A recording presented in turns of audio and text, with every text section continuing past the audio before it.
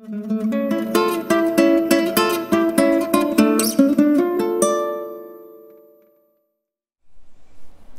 boys and girls. Welcome to a story for you. We're going to read a story called Corduroy by Don Freeman. It is one of my favorite stories from when I was a little girl, and I think you'll find it enjoyable too.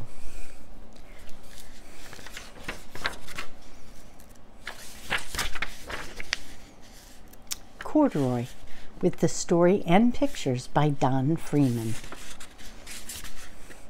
Corduroy was a bear who lived in the toy department of a big store.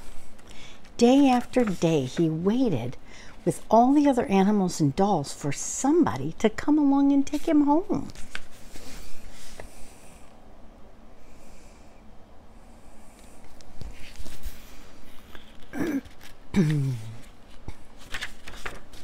Excuse my scratchy throat. The store was always filled with shoppers buying all sorts of things, but no one ever seemed to want a small bear with green overalls. Then, one morning, a little girl stopped and looked straight into Corduroy's bright eyes. "Oh, Mommy," she said, "look, he's the very bear I've always wanted." "Not today, dear," her mother sighed. "I've spent too much already. Besides, he doesn't look new. He's lost the button to one of his shoulder straps."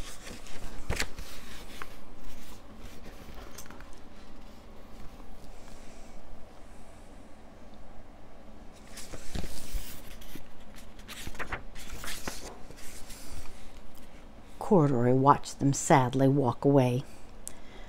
"I didn't know I'd lost a button," he said to himself. "Tonight I'll go and see if I could find it."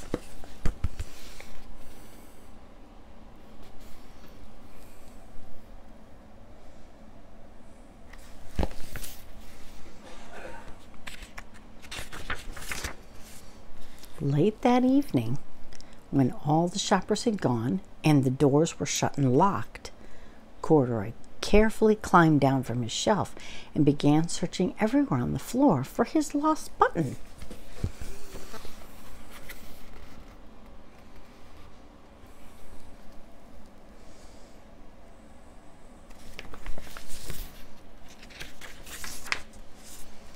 Suddenly, he felt the floor moving under him. Quite by accident, he had stepped onto an escalator, and up he went. "Could this be a mountain?" he said. "I've always wanted to climb a mountain."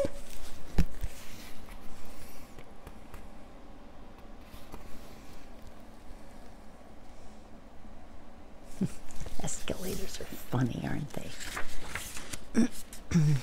He stepped off the escalator as it reached the next floor, and there before his eyes was the most amazing sight.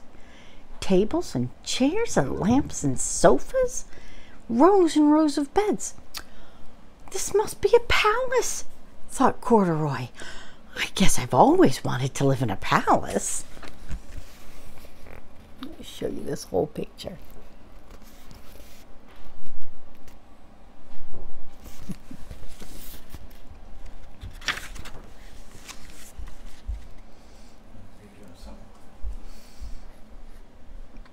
He wandered around admiring the furniture.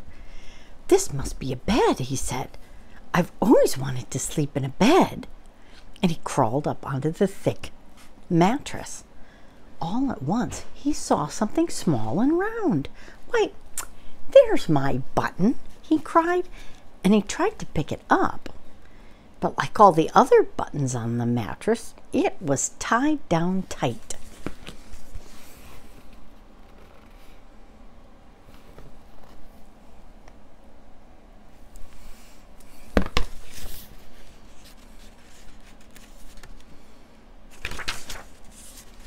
He yanked and pulled with both paws until pop! Off came the button, and off the mattress Corduroy came. He toppled onto the floor with a bang, and he crashed over a lamp.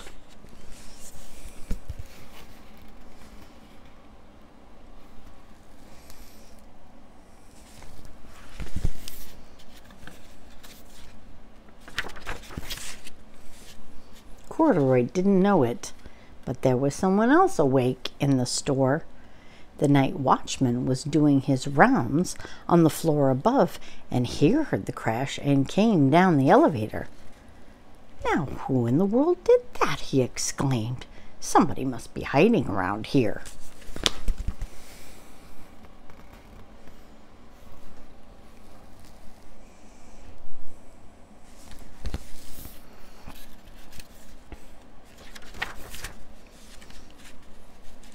He flashed his light, and under the pillows and sofas he saw the biggest bed of all. And there were two fuzzy brown ears sticking up from under the covers. "Hello," he said. "How did you get upstairs?"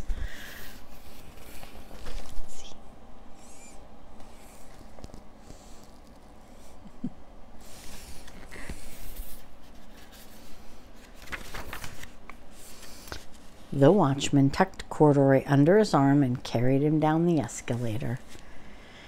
He set him on the toy shelf in the department with all the other animals and dolls.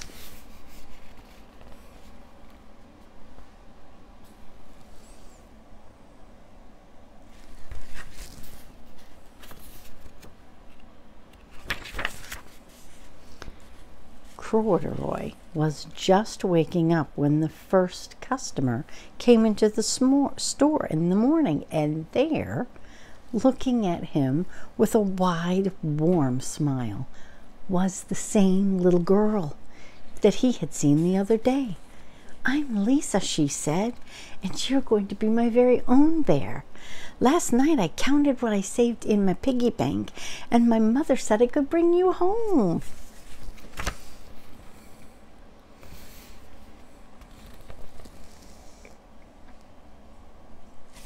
Fun.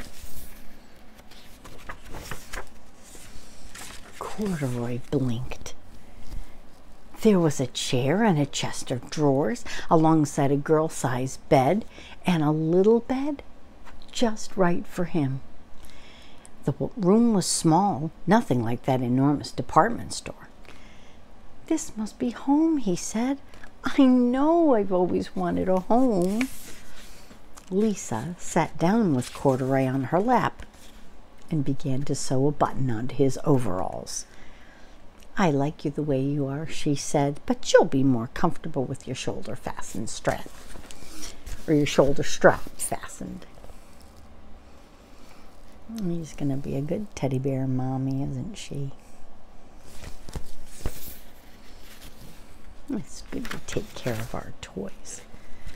"You must be a friend," said Corduroy. "I always wanted a friend." "Me too," said Lisa, and gave him a big hug.